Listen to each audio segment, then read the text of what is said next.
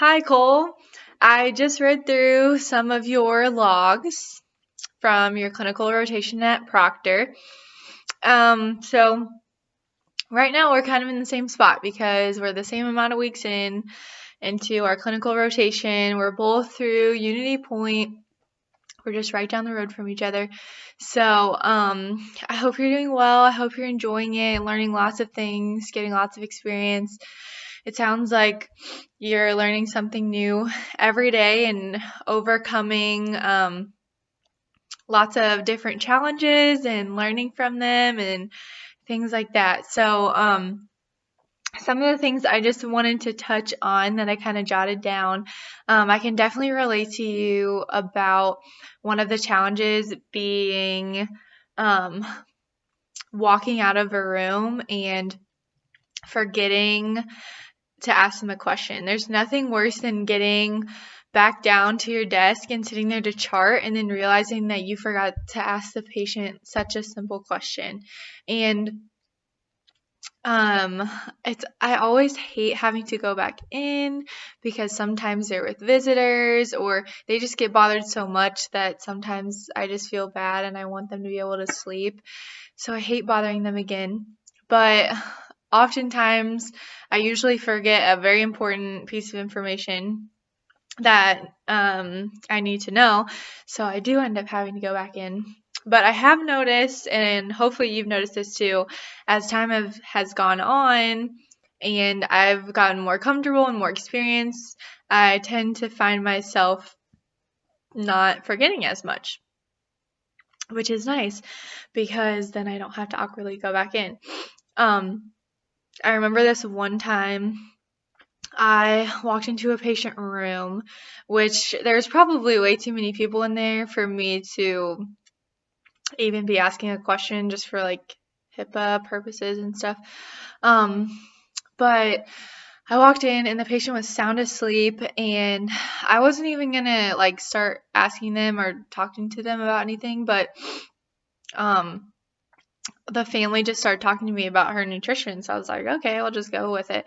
And completely forgot to ask them about supplements at the end. And so I'm already like halfway down the stairs. So I'm on the 8th floor and I'm going back down to the 3rd. I'm like already down to the 3rd floor. And then I remember that I didn't ask them about supplements. And so I sprint back up the stairs and I walk into the room and I'm like panting because I just ran up the stairs and I'm trying to ask them about supplements. And it was kind of embarrassing. But, anyways, long story short, I forget questions all the time. So you are definitely not alone in that.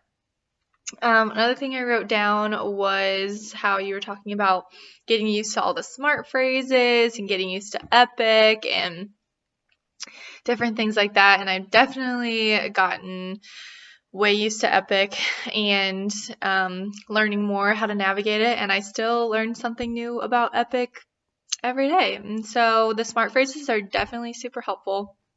So you don't have to enter in all that information in manually. So those are super nice.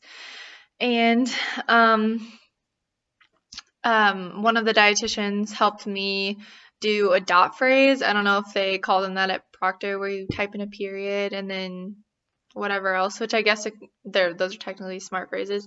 But she made like an intern layout for the note. So when you type in the dot phrase, it automatically pops up with like the reason for the assessment, and then the rest of the 8 I'm like the subjective, and then diagnosis, intervention, monitor, evaluate, stuff like that.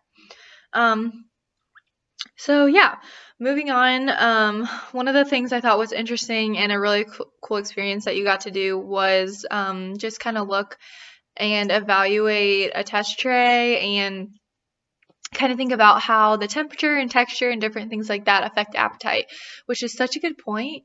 And I didn't really think about how the temperature and the texture and things like that would actually affect a patient and their appetite and being able to eat, because decreased appetite is such a huge thing in the hospital. I'm sure you've noticed. Nobody wants to eat, first of all, because they're sick. Nobody wants to eat when they're sick. And the food is not great, especially if you're on a heart healthy diet or renal or whatever it is. People are just not used to eating, um, foods that have less salt and less fat and things like that. And so they taste gross to them. Um, and what would make them taste even worse is if they're cold or the texture is weird. And I always think about that with the patients who are on pureed diets. The texture is already different than what they're used to.